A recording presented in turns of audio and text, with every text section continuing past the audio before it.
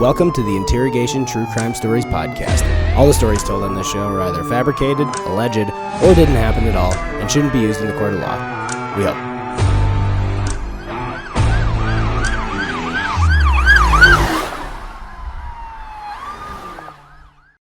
Welcome to the Interrogation True Crime Stories podcast. I'm your host, Corey David. We got a very special guest with us here today. Phil Cano, everybody. Say hey.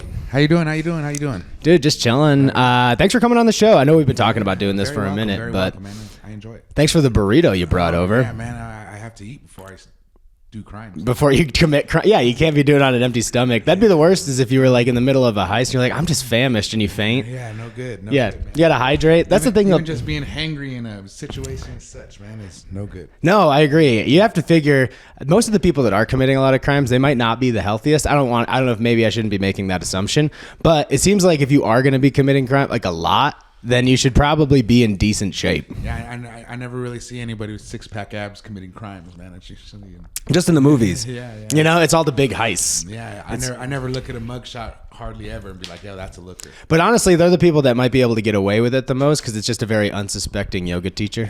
You know? I didn't think of it to look at him. Yeah. He was doing yoga pretty nice. I wasn't thinking he was going to rob us. Yeah, and the next thing you know, your keys are gone. Yeah, that's fair. Keys, car gone, all that stuff. Yeah. So I've been looking forward to getting you on the show because you grew up in Denver and you've seen this city change like quite a bit. But I mean, I know. So for anybody that doesn't know, plug your stuff up top because I want to talk about the Humor Underground for sure. Nice. Well, I run a outdoor backyard comedy spot during summertime called the Humor Underground. I started it during COVID. It was just like a COVID ether dream is what it was. My dad was the one who was like, "Hey, we should have parties. Can we have parties for money? Because we were like everybody's short on money and during like old school, throw a house party, $10, hit the keg at the door." And I was like, I could probably get comics back there. I had only done one open mic before I did my backyard. I did Embassy Tavern. Okay. So Wentz and Lily were hosting at the time. Oh, that was the first mic you just ever did, period. Yeah. So that was February of 2020, and then shutdown happened March. So I only got to do one open mic. It was fucking horrible. I got there, it's fucking 6:30. I didn't go on to like 12:30. Yeah, it sounds like an open mic. Nothing memorable at all about it.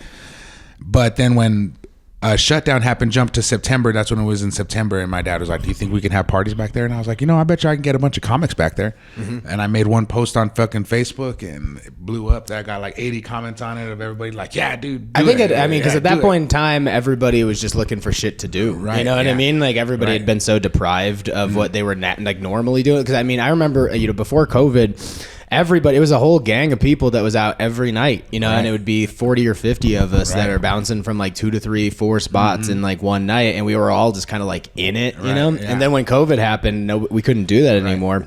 And people were like, they just didn't know what to do with themselves, you know.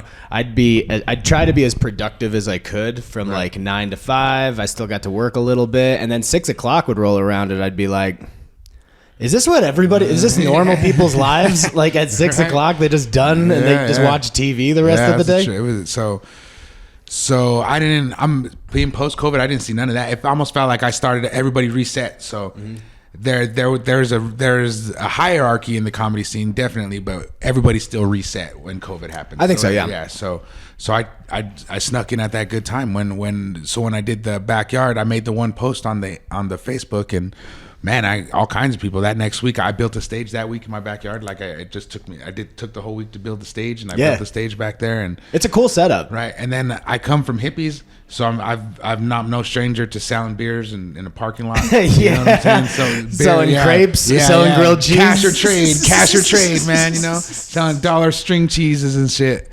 So I was like, I can make burritos and sell beer in the back of that motherfucker real fast. Yeah. So that was like where the idea came from, is just having a backyard party where I can sell beer and burritos. Yeah. I didn't want to charge nothing at the door. It's going to be mostly my family that came. I got a huge fucking family. So the audience, the first night was mostly my family. I had about 25 comics that first night. And the next week I had like 50 comics. Like all 25 of those comics went and told all their friends. And the next you should come hang. Yeah. Yeah. So that first week was fucking awesome, and I remember, I'll never forget it. Who was it? I want to say it was Austin Black. I want to say it was Austin Black that went up first because I randomized the list on Google Random. And fuck, dude, that was when I was like, holy fuck, like comedy, this is holy shit. Oh, he tore it up? Yeah, I didn't tear it up. They did. I'm saying he did. Oh, yeah. Well, yeah. Oh, fuck. Yeah, everybody tore it up. Nobody bombed. As soon as he was done, all my family, everybody was laughing. Everybody, That's awesome. Yeah, it was like, holy fuck. Like, no way. This is what it's like? Mm-hmm. Whoa, no way. Because at this point in time, you really hadn't been exposed to any local that was my comedy, second. right? That was my second open mic. Mm-hmm. And I've loved comedy my whole life too. So like I'm very lucky about that because I grew up. I watched all the Carlin specials when I was young. I watched all the Sinbad specials when I was young. I knew who everybody was. I listened to all the Bill Hicks. I stayed up eating mushrooms when I was 15, listening to all the Bill Hicks albums. You know, so I was no stranger to comedy. I'd seen the good ones. I'd seen Martin Lawrence live. I'd seen Dave Chappelle live. I was a fan of comedy before I ever started writing comedy. And is that why you wanted to get it? Because you were into music. We have music, right? Yeah, the first joke I wrote was my titty out joke. You know my titty out joke? Yeah. So I wrote that joke in like 2014 when I wanted to try to start comedy. And I just never really got the guts to get up on it. You know what I'm saying? So I stayed playing music. Music was cool. But when I started doing that comedy, man, it hit different. It hit different than music ever hit. It hit different than music ever hit. Yeah, getting your first laugh's a pretty ridiculous feeling. Right, yeah. Well, and I remember the first time when I was like 9, getting a whole bunch of people to laugh. Like a whole bunch of my dad's and mom's friends and shit. I remember we all, it was a group of people and they needed a lawyer. So we used to do like some Native American dancing and stuff, and the group needed a lawyer. So I remember being 9, and they're all talking about it and saying, "You guys should hire Frank Azar." Yeah, and all 10 of the people were just like, "This fucking little kid, like a kid, you don't know the fuck he's reference." Yeah. And I remember that when I was young and being like, holy fuck, look, everybody just laughed at what I said. It's funny. I mean, that story is familiar, you know, in the sense of like, that's how a lot of people felt from like an early age, is that's how they fit in, or that's how they could get attention, right, you know, is like by being funny, you know, and just like you can command a room even from like a very young age if you got a good joke to crack, you know, and get everybody to pay attention to you. And then I used to weigh like fucking 390 pounds. So I used to be big, heavy, fat motherfucker. So confidence was low. So yeah, making people laugh. That's where it was. Well, I'm glad you've backed down from one burrito from 5. You know? I always say it's okay to eat pizza.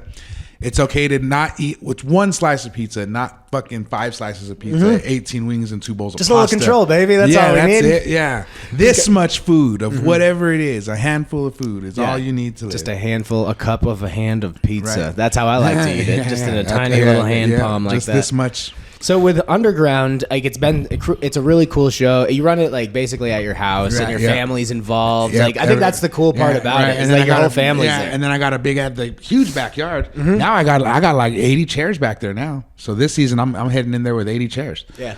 So it's fucking huge. Have you had any problems in the neighborhood with running the show? You know, the second night I did it, I had this fucking shitty neighbor that lived behind us, man, and we sold him that house behind us. And he was a shitty neighbor for the fucking 19 years he lived there. We've had parties, you know, people graduated. We've had huge parties with 200 plus people back there, family from all over everywhere coming to the wedding or to the party. And man, that fucking guy would come over and he would call the cops every time. Cops would be at every one of our parties. He was just a hater. He'd come over and say the music's too loud. Oh man, there'd be other people playing music at a different house, and he'd still come to our house talking shit to us, saying our music was too loud. And we're like, dude, that's fucking 2 houses. Is he white? Yeah. Oh yeah. Oh okay. Oh yeah. Of course he's fucking white. What the fuck you think? Hell yeah, he's fucking white. I was gonna say this guy doesn't hang. Oh yeah, no, he was lame. Did you always? I mean, so cops always come and always bust the for shit every up? Parties. Well, no, I already know the cops come, and as long as everybody's 21 and it's before 11, party's over at 11. Yeah, you're you allowed. Can't come over here at fucking 5:30 in the afternoon. I got 200 people here for the fucking graduation of the only first kid who's graduated college in fucking 9 generations, and you're telling me that we can't have a party for him. Sounds like he just wanted to be invited. Right? No, we invited him to everything. And he was just we sent him invitations. Yeah, nice invitations. When I graduated, we sent him a nice invitation. When my mom graduated from college, nice invitation. No, cops every time. So that night when we were doing comedy, something happened where his lady was out in the alley, like the dog got out. Her dog got out in the alley, and then we were having the comedy, and she was like all mad and started like yelling at us for having comedy. And then, oh man, they just started talking. You know how comics are. They were just like, yeah, fuck you, bitch. And they were just like, yeah. Wait, so were they like trying to heckle? Anthony Damn Duncan? Yeah. Oh, you know, that motherfucker. This dude went off on this fucking bitch. And she got mad and started kicking our fucking gate and shit. And I got over the gate and I was like, yo, don't fucking kick my gate. What the fuck you doing? No, you're crazy. Yeah, you're the one that came over here starting shit. Yeah, no. And I said something to her to where she got really mad. And I was like, go get your husband. go get your husband already. I don't even want to talk to you no more. You're too irate. I don't even want to talk to you. Yeah.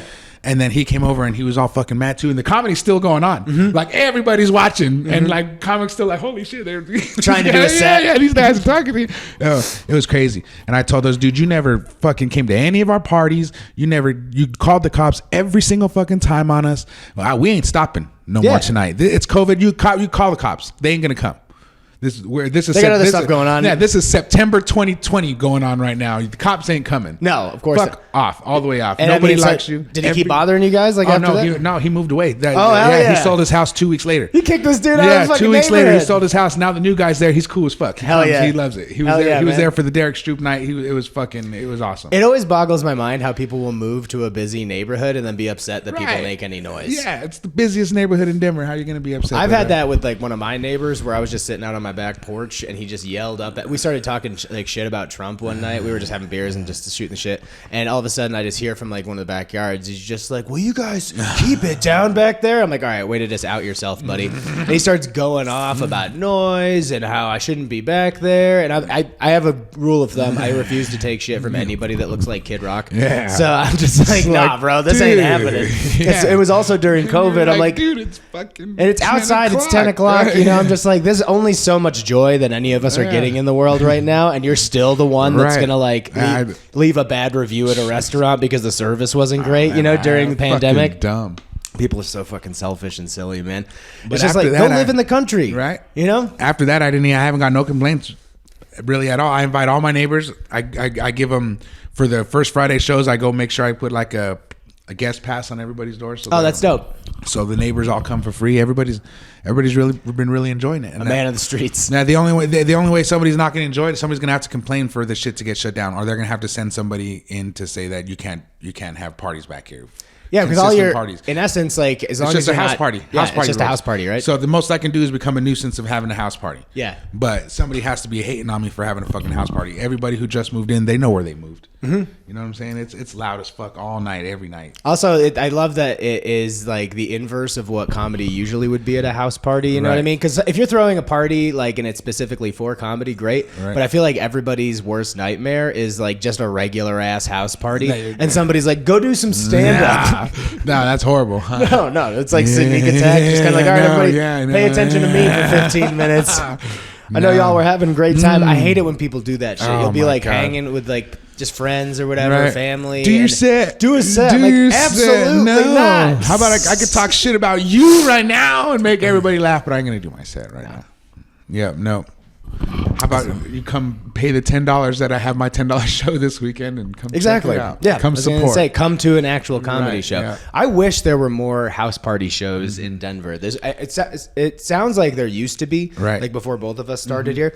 Hold on a sec. Bless you. Cool. It sounds like there was more house parties like before our time, because I've been here for 4 years now.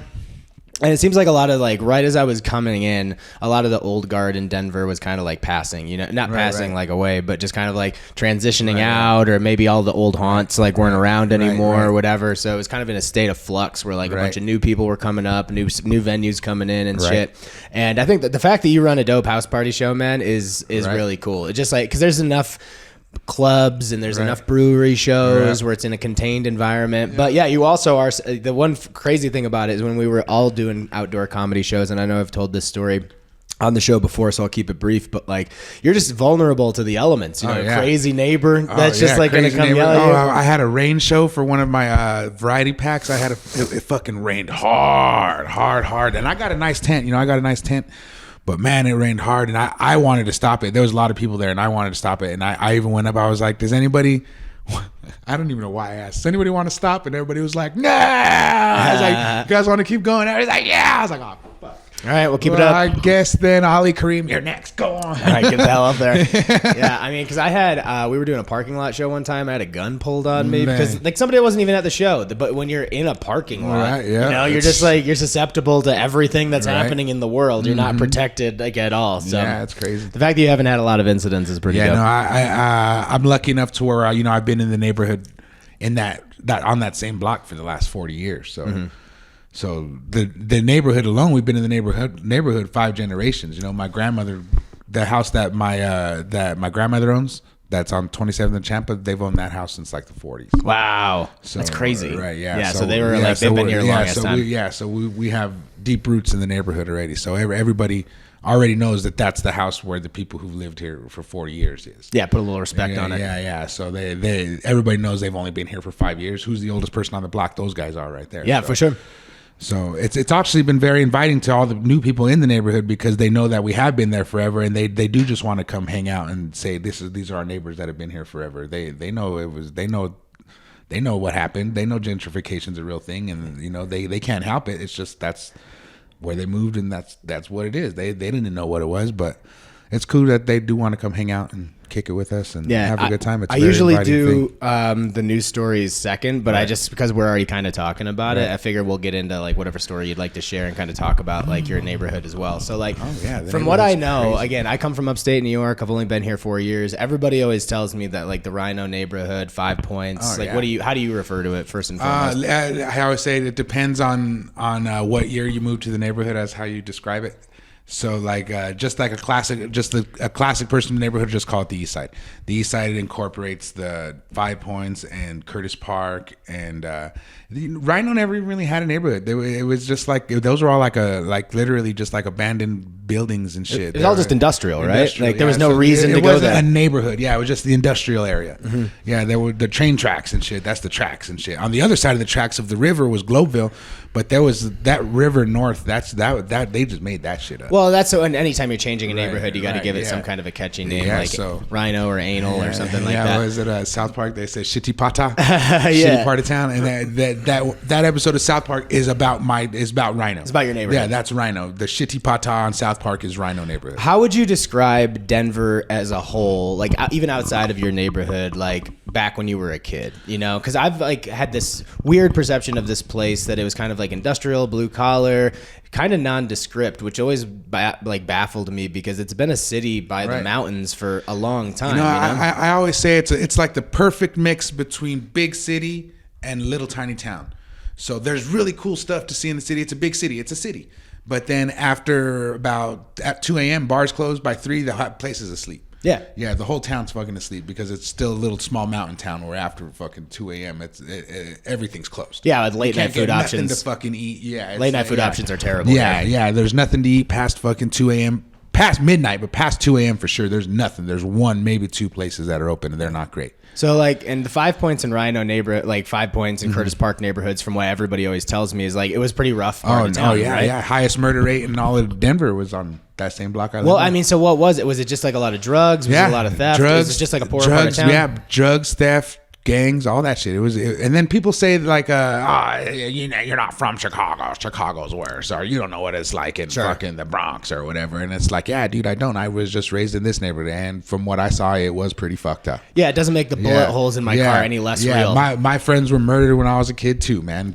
So it's the same thing. It's a weird dick measuring contest. Really, you don't know what dangerous is. I'm like, motherfucker, I still had to look both ways. Like when I walk out my house. I went to enough funerals to know that shit was real. Mm-hmm. So yeah, man, it was drugs, it was murder, it was all that shit. Was it a lot of was there like gang activity? Oh, or yeah. Was it like where was I at when I first met Ronell? You know Ronell Harding? Yeah. We're from the same neighborhood, the same block and everything. You know what I'm saying? So when I first met him, I was like, I'm from Denver.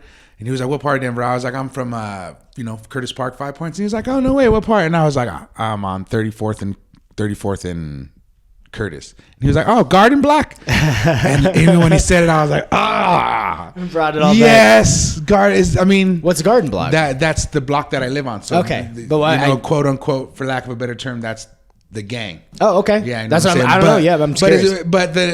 Even because there was like gangs, and then you're just from that block. Okay. And that block is you can't go to 30. You can't once if you're on between 33rd and 4th, you can't go to 27th, and you can't go to 37th, and you know what I'm saying. You just weren't allowed in that section. Yeah. It don't matter if you're a jumped in member of a gang or if you just live on that block, you can't go there. Yeah, it's just what it was. So I mean, how did you like growing up in that environment? Like again, you've been there for a long time. Growing up in it. It never. I only realized how fucked up it is in retrospect as I got older now in my 20s when it started getting different. Mm-hmm. You know what I'm saying? It's just how I grew up. Yeah, you don't know any better. Yeah, I don't know any better. It's just how I grew up. I know I can't go over there to 27th. It's just how it is. Mm-hmm. I can't go up to 37th. It's just how it is. The only local store I can go to is the one that's across the street, and that's just what it is. And if somebody from another block comes and tries to go to that store, and I'm just like, oh, they're doing anything. No, yeah, he's getting beat up because he ain't fucking supposed to be over here on this fucking side of town. That's like, why. well, let's see what happens here. Yeah, he knows he ain't fucking supposed to be here. Everybody knows that shit. He ain't supposed to be over here. So it wasn't nothing that was out of the ordinary when we were growing up. Yeah. Even the school we went to, the school's hood as fuck. Everybody knows that the school's hood is fucking. I went to a white school in 6th grade and got fucking kicked out. I went to Merrill Middle School because they said that I was in a gang. Oh, really? Yep. They said and we can't have that in our school. God, love racial profiling. Yeah, I love Merrill that. Middle School. Shout out to Merrill Middle School. Racist as hell. Yeah, racist. That motherfuckers. It was crazy. I'll never forget it. We'd appreciate it if Philip didn't return back next year. Oh, no, we'd appreciate it. Yeah, we'd appreciate it. Yeah, we'd really enjoy him not coming back to this Which school. is insane because, I mean, I remember just working, I worked in St. Louis for a summer, like selling home security systems back when I was in like college or whatever. And you go to the neighborhoods that have the most crime typically. Mm-hmm. That's in their line of logic, that's going to be like the easiest place to sell shit. And the more time you spend with all these people that live in like gang neighborhoods or impoverished neighborhoods, you just realize that like, a lot of them didn't even have computers at the time. This was like 10 years ago. And obviously this was before cell phones were like big and like smartphones were in everybody's pocket. Right. If the only world that you know is like the 3 blocks that are around you, how could you ever think that there's anything beyond that? Right. Yeah. I didn't travel out of Colorado to I went to New York City the first time I like actually traveled, and I didn't go to New York City till I was like fucking 22 or 23. Oh, damn. So I didn't leave Denver till I was like 22 or 23. And what was your impression of that? Oh, it fucking stinks, bro. It stinks everywhere. It smells so bad, doesn't it? Yeah, Denver smells so good, bro. Oh my God, Denver smells so good. That mountain air is real. Yeah, it's real. Just walking down the city in New York City and the fucking trash piles for real. Bigger than you. Trash piles bigger than you. Fucking roaches as big as dogs and shit. God. Yeah, dude, so Brooklyn or anywhere in New York in the summertime just smells like a hot dumpster all the time. It's like, oh man, when I got off the plane and walked outside to my car, I was like, God damn, it smells good out here, man. Mm-hmm. I fucking loved it. And then I've been to San Francisco too. Same thing. Stinky towns. Yeah. Denver smells very nice. I've been to even concerts in Vegas. I went to a concert in Vegas. I went to see Primus in Vegas. And every time I've seen a lot of concerts, and when you see a concert in Denver, they're always like, "It smells good in Denver." Yeah, right. Ooh, it smells good. I went to a concert in fucking Vegas, and it smelled like a fucking dirty dish rag. And you know the band's just getting a waft of just nasty, dirty dish rag fucking just terrible smell. Yeah, just unclean shirts and fucking sweaty white boys. That just stinks. Rank bro. BO. If I can smell it down in here, it's just like the fucking pig pen from fucking Peanuts stink.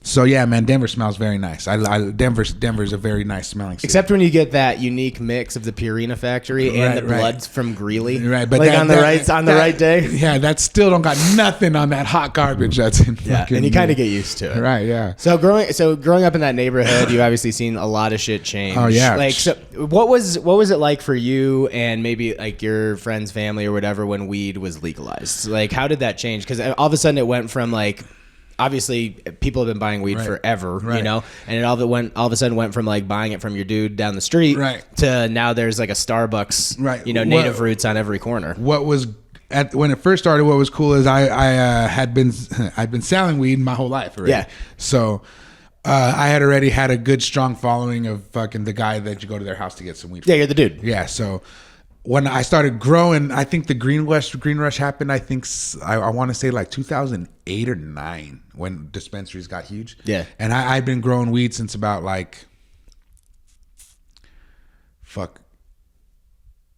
Before that, because I was already growing when the first dispensary that was by my house came. Yeah, so you were already growing your at own least shit. a year. Yeah, I was growing my own weed before the green rush happened, just barely.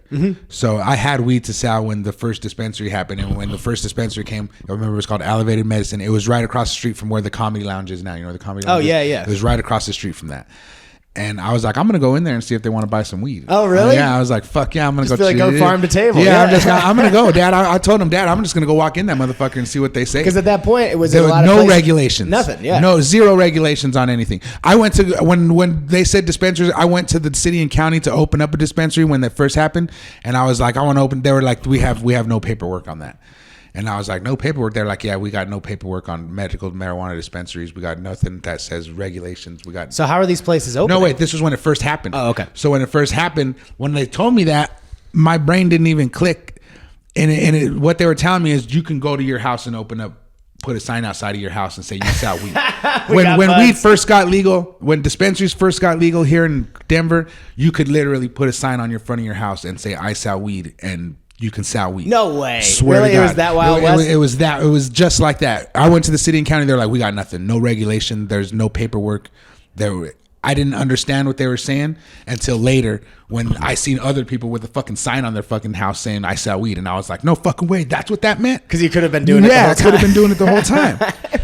So, but also, I mean, that seems like, from what I recall, like at the beginning days was kind of gnarly because there wasn't a lot of protection and regulation. People were getting robbed like crazy. Because now all of a sudden, like, before you were just the guy that, like, to your friends and your circle, like, we know that Phil, we can get some stuff from Phil, right? Now all of a sudden, if you put a sign on your house, they're like, there's product and money in there. It's always been scarier of bandits than cops. Cops nowadays, cops will just give you a ticket and fucking that's it. Yeah, maybe they'll tell you you're not going to get arrested for growing any amounts of marijuana in your house. You know what I'm saying? They're going to take your plants and give you a ticket, and you're going to sit at home sad the rest of the night. Yeah. But bandits are going to come inside your house and fucking kill you and take all your shit. That's not cool. Did you ever was there ever a situation? Oh fuck no! I thank God, knock on wood, that nobody ever has done that. Thank goodness. Yeah, no, none of that. But yeah, man, when I first went into that first dispensary to sell some weed, I was like, you guys buy weed? You guys want to buy some weed? And I had really good weed, so they're like, fuck yeah! I was selling 2 ounces of weed for $500, like 5 times a day to this fucking dispensary. Get out, really? Yeah, it was fucking amazing. Easy money, because you're just doing bulk sales and it wasn't even bulk sales. It was just 2 ounces of weed. Oh sure. Yeah, it's not even big bulk. But they were calling me back every few hours to buy 2 more ounces of weed, and it was amazing for like the first year and a half. Oh, you did that for over a year? Yeah. For when the dispensary, that Elevated Medicine I was that Elevated Medicine's connection. Just like a little, you're like a salesman. It was awesome. Were you walking around with like a briefcase and a duffel bag? Yep, a whole box with the fucking pounds of weed in that motherfucker. Going to all the dispensaries. Did you have different strains and stuff, or did you have one that you really? Now I only got 2 strains, but yeah, I was rocking around with different strains. I was fucking like, holy shit, look, I can sell weed. We can go to these places. I mean, so what kind of, like, being your own grower, like, was it strains that you had just, like, gotten from somebody else, or how did that work? Yeah, just strains that, my dad had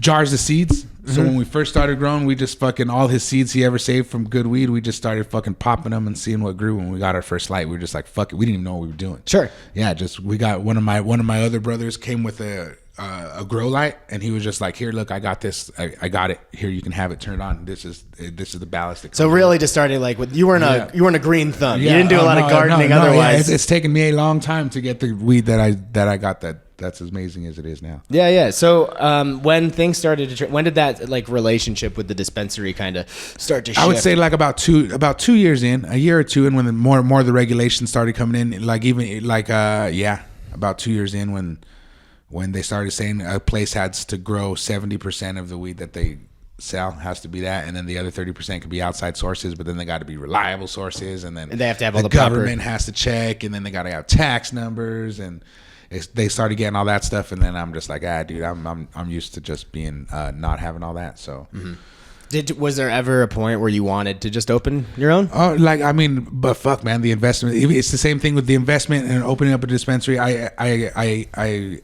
compare it to the same thing I want to do with comedy right now with the Humor Underground. I would love to open up a spot that's the Humor Underground. Sure, like a brick and mortar kind of thing.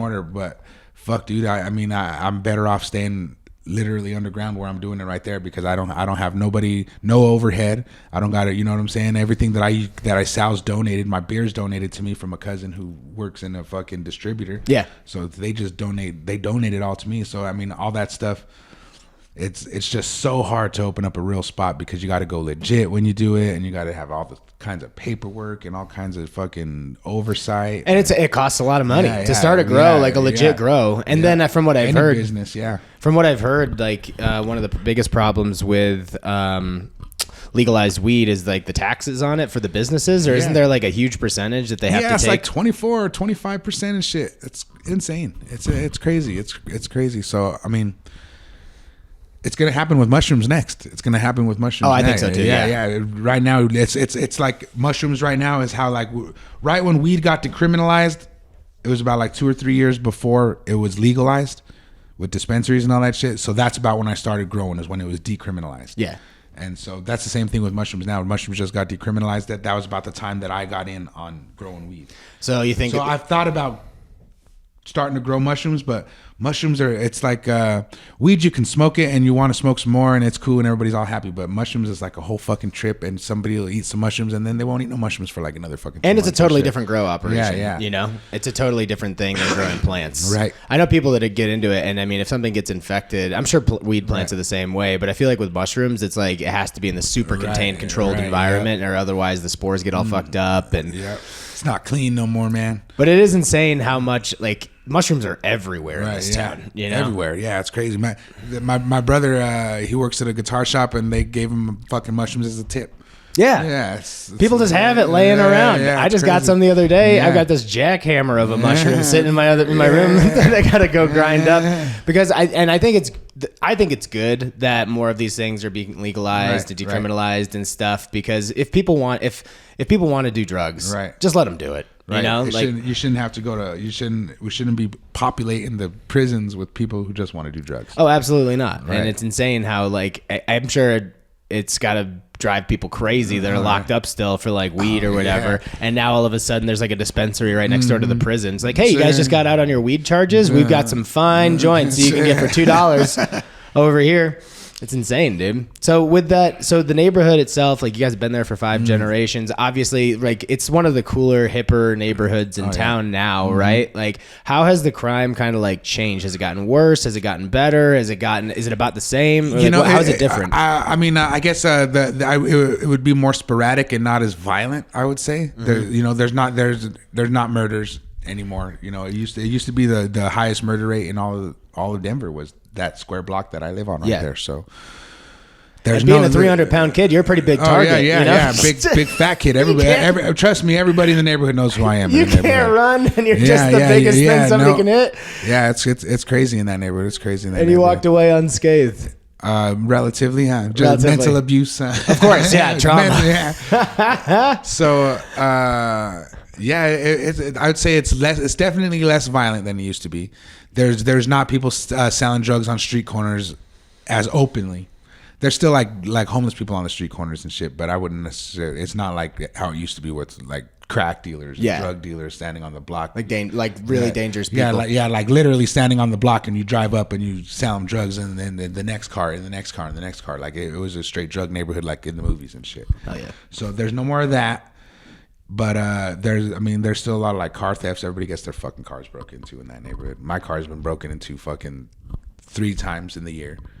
So I was in that wedding and my car got stolen. I rented a car and I parked it outside the house, and then I woke up and the fucking car was gone. And you just had that moment. This was just in May. Yeah, this moment of looking around. You're like, did I get hammered last night? No, I knew exactly what happened. Because there was no parking, because there's no parking in front of my house no more because of all the fucking people. So I had to go park on the corner, and I parked on the corner. It was real nice, man. And as soon as I got up to walk to the corner, and I saw the car wasn't there. And I was like, oh, come on. No fucking way. Didn't even leave a note? Yeah, no. I was like, no fucking way. I can't believe I came back in the house. I was like, yo, they stole the car, yo. if you're gonna jack a car, it's just like an accident. Just leave a note. Be like, hey, sorry, I needed this more than you. Yeah, good thing I paid for that fucking car insurance on that rented car, man. It was a nice car. It was a Jeep. I couldn't even fucking believe it. I came back in the house. I was like, dude, they stole a car. I mean, out of all the things to be in that neighborhood that long, and that's like one of the worst things that's gonna happen. That's fine. I've had my truck since I graduated. So I got my truck in 05 when I graduated. And so it's been the same truck out there for fucking 20 years. So they know my truck, but they were like, that fucking new Jeep, that fucking shit got jacked. Some new piece of shit that moved to the neighborhood. Yeah, and I was even like, imagine, even if they were just visiting. Imagine if they got their fucking car jacked, bro, and they're just visiting. They don't got nowhere to get around Denver no more. Their car's gone. It sucks. It ruins the whole trip to Denver. Having anything stolen feels shitty. Like I've had like my bike stolen before, and it doesn't matter how old you are, whether you're 12 or 30. Like getting your bike stolen sucks. Did you ever walk back up to your bike and it's just stripped and the tires are gone? It's just the frame. Tires gone, chains gone, seats gone, bars gone. It's just the fucking frame. And oh my God! The only thing I could do is I unlocked the lock and took the lock and left the fucking frame there all fucking. So like I'll just delete the lock's still valuable.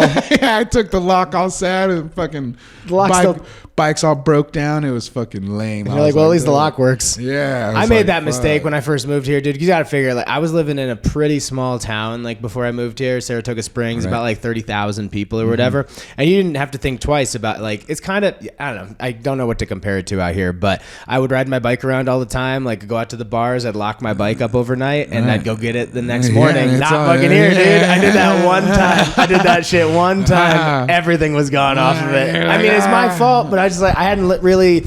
I lived in Boston for a little bit, but even when I lived in Boston, I was out in the burbs like a little bit. You know, I didn't like live in a city. You know, to the bike and you're like, what the fuck? I know. And getting around on a bike in this town like at night can be like a little sketch. Yeah. I remember I was in Chicago one time, and it was on my way out here, like when I was moving out, and I'd stayed in Chicago for a week.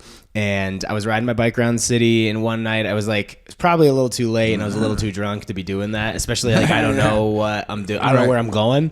And I come across this bridge, and I had this beautiful view of like the Chicago skyline. I was just taking it in for a second, you know. All of a sudden, out of the corner of my eye, I see this guy kind of like start to stumble towards me, and like something about it was like a little suspect, right? And all of a sudden I get my wits about me, and I'm like, oh shit, okay. And then I like start to walk past the guy, and I'm like, hey, what's up, man? You know, and he does the same to me. And then I'm just like, you know, nothing. And I try to get by him, and then he like boxed me out, and I was like, oh shit, you know. I'm in a hairy situation all of a sudden, and then we just kind of like lock eyes with each other, and he didn't make another move. And I was like, oh, I think this is like his first mugging. I think this is... He's just trying it out too. Yeah, he's like, also new to the city. He's very new to the scene. And I just look at him. I'm just like, I'm going to go. And I just turn around and jump on my bike and get the fuck out of there. And he's like, dang it, he got away. I know. It seems like he just had worked up enough balls to like, all right, I'm going to do this. And then as soon as he was in it, he's like, I can't. No, abort. Yeah, man, riding your bike around in a big city, like it's during daytime it's obviously fine. Nighttime can get a little sketch, but hell yeah, dude. Well, let's get into a couple dumb crimes that I found on the internet. We'll get out of here. This one, we've had a couple of these recently, and it seems like more and more people, this shit's happening more and more often. Angry customer vaults McDonald's counter and makes her own burger in a viral video. Any first impressions? She makes her own. I would hope she's doing it in a good way. Well, that's the thing. Is like I love the fact that like she could have ordered a burger, right, and then just stolen it, right? You know, she's like, no, I can make a better burger than you guys, and I'm not paying for it. I remember when I was young, you know, I was just saying I used to dance in a Native American dance group, and there was like a good 50 people in the group. So after a performance, you are Native, right? Yeah. Okay, because I was gonna say you said that like earlier too. Yeah. I'm not a Mexican, bro. I'm not a Mexican. Seems disrespectful as fuck. No, everybody thinks I'm a Mexican. I'm not a Mexican. Every time somebody says that, I'm like, come on, dude. Come on. I was at Wide Right the other night, and Aaron Graham was like, this next comic would probably really enjoy soccer. I was like, come on, bro. I was like, dude, that's so good. I was like, damn, dude, that's cold blooded. Being racist in the wrong way. I'm not even Mexican, dude. It's so funny. There is not a Native American team in the World Cup. Just think about that shit, bro. So anyway, there was I remember one time we were at a restaurant. And there was like 50 of us, and it was taking forever for our food. And one of the dancers came from Mexico. He was visiting, and he was a cook out in Mexico. And he went into the back and started cooking. And he like went back there, and fucking within like 10 minutes, everybody had burritos. It wasn't what anybody ordered, but he went back there and just made smothered burritos and fucking 50 smothered burritos for fucking everybody. I don't need a menu. I know I know how to make this. Yeah, I got this right here. It was pretty funny. So you guys got all the ingredients. Got some beans. We got some jalapenos. Yeah, just feed us, bro. Just fucking feed us. I ain't taking orders. You're gonna eat whatever I give you. Right. So I'm for her jumping over there, and I'm for that form of honestly, trespassing. As long as she's not like gonna stab anybody or whatever, it's like just let them eat. And then especially if there's like a big old fucking long line and shit. Yeah, they got places to go. Yeah. She could. They'd give that woman a job. Apparently, make that woman manager because she obviously has fucking. What skills. if like the food was actually better than it had been the entire time? You're like, holy fucking shit! This mustard tastes better than any other time. She jumps the counter, whips up a burger faster than anybody else. Has worked at this restaurant in quite some time. She knows her way around to McDonald's. I'm sure. What city is this in? I think it's in New York. I'm pretty sure this is in New York. The New York crime. Yeah, which I mean, is there a video of it or is it just a story? It's a viral video on TikTok. I'll post the link and then everybody's all happy just watching her. Yeah. She just dumped fries all over the counter. Oh, She's whipping up a full order and she's going into other people's bags, just kind of like, I don't know, you got any nuggets in here? Because I don't know how to make those. She's pissed, and I mean, I get it. This is why you eat before you commit a crime, right? Yeah. So you're not hangry. Yeah, you don't want to be all hangry. Yeah. Just going in there, just be like, this would have been an easy encounter if I'd just eaten something before. Yeah, she's going losing her shit, man. I actually had this story that I been wanting to tell for a minute that was kind of fast food related. So like my first job in high school, I worked at Burger King. I was like 16 or whatever. I was terrible at that job. I'm shocked I didn't get fired or whatever. But it was like the worst. It was the first and worst job that like I ever had. Working in fast food is fucking terrible. So I was ready to put in my 2 weeks or whatever. You know how at a restaurant they everybody take out the cardboard in the back? Right. So I'd kind of figured out that like if I left one of the boxes like intact, I could fill it with like burgers. Oh, and throw it away. And then go throw it away. Yeah. So I'd hashed out this scheme where I was taking out the cardboard and I had put like Angus steak burgers in the box I didn't break down. I'm like, if I'm going to do this, I'm going to get the good ones, you know? Right. And I bring them out to the dumpster. I put the one box behind the dumpster and I called my friends and I was like, don't ask any questions. There's a box behind the dumpster at Burger King. Just coming. This is all alleged, by the way. And he came down. I finished my shift, put my 2 weeks in, and we had Angus steak burgers to eat for the rest of the summer, just like a real life hamburglar, dog. Just Fuck yeah. Yeah, I hated that job, and there was a big commotion about it, like the whole week leading up to it. And I was just like, I don't know what you're talking about, man. I was gonna say somebody made a quantity error in their inventory. Yeah, I never had a job my whole life. No. I started working at UPS 4 years ago, and that's the first job I ever had. I had to go get a bank account to work that job. Really? Yeah. So my whole life has been an under the table kind of under the table business. My whole life. My dad had a heart attack in like 2018, and when that happened, that's where I didn't want none of the family to ever fucking try to be like, well, you ain't got a fucking job, so you can't, rah. So I had to go get a job. Yeah. So UPS is the first job I ever had in my whole fucking life. I had to get a fucking bank account for it. And that was recent. Yeah, that was recent. 2018. That's what I'm saying. How old are you now? And I'm about to be 36 years old in March. Yeah, fuck going legit, dude. Yeah. Come on. Yeah, why'd you do that? Yeah, well, I just had to. I had to have a job. I didn't have a bank account. I didn't have no credit. I don't got nothing. I didn't have. You basically don't exist. Right, but I didn't have nothing. I have a social security card, and that's fucking all I had. So I couldn't even say that I wanted to go get anything. I couldn't go buy a car. I fucking none of that shit. So when Dad had his heart attack, I was like, I gotta at least act like I gotta go legit. Yeah. And then UPS is not even that grueling of a job. It's like 4 hours a day, full benefits. Fucking, it's. I get to still do the comedy that I want to do. Yeah. When I first started working there, it was nights I was working there, and then I started doing comedy in 2020. And then I was just like, fuck yeah, I'm moving to days. I'm doing comedy. Yeah, I was gonna say, because that's the hardest part about having like a regular job is if you have to work nights or whatever, it gets in the way of doing comedy stuff, and you got to be out there like as much, especially when you're first starting. Like you got to be out there all the time. I hate everything when I started there. I think I started going. I changed to days February 2021. Mm-hmm. So I did my backyard September, 4 weeks in September. So all September 2020, the 4 weeks. And then I didn't do it again until the summer of 2021. But I started doing not outdoor. I started doing open mics in February of 2021. Bruise was one of my first ones. Bruise, Epic, and Blush and Blue were like the first 3 that were open. Oh, hell yeah. So those are like the first 3. They're all gone now. I think they're all gone now. I know Epic's done. Epic was the last one that just ended. Blush and Blue still does stuff, yeah, right? They're about to start it again on Mondays, I heard. Yeah.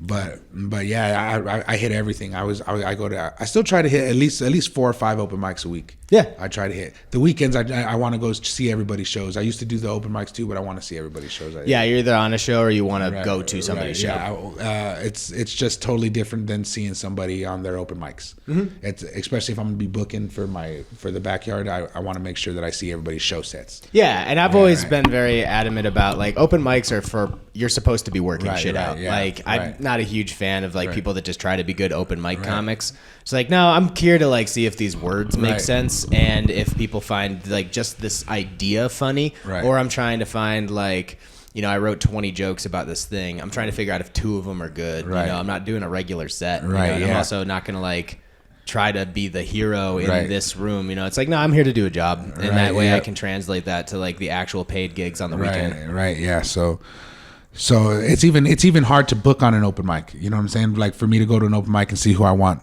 on my sets. You know what I'm saying?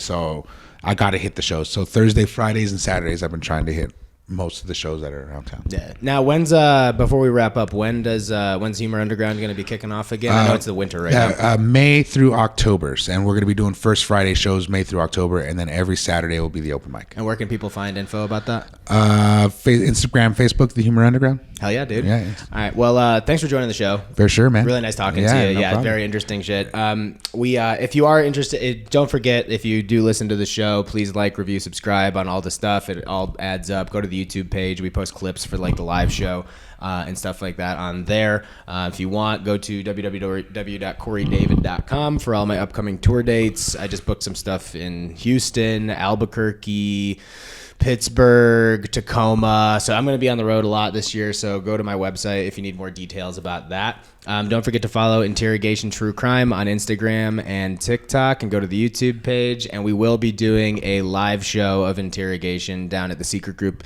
in Houston, Texas on January 28th, which I'm very excited about. Nice. If you haven't seen the live show before, it's different than the podcast. We basically have 3 comics go up and tell stories about crimes that they've committed or been a part of. Yeah, I was on that. It was good. It was a good one. It was a good one. Yeah, that was I really rode like 20 show. joints. I rode like 20 joints. I know. So yeah, the last one the one that Phil was on, he told his story, and then while he was sitting at like the interrogation table, just decided to start rolling stuff up. And then I rolled like 4 or 5, and then some dude in the audience got up with a big old bag of weed. He was like, "Roll this," and he put it on the table. And I was like, "All right." It was a wild show. And then we started offering them to guests to like the audience, like if they wanted to come up and tell a story. Yeah. So you never really know what's gonna happen. It's super fun. Like, and after people are done telling their story, we have them sit down, and we and the audience ask them questions about it, kind of like pick their brain, and we just goof about that. And then we have my phone number up on a screen so that people can text in their own crimes anonymously for us to read on stage and goof about. Good fun time. Yeah, dude, it was a lot of fun. Good fun time. All right, dude. Thanks for joining the show. For sure. No worries, man. Right on. Have a good night. Peace.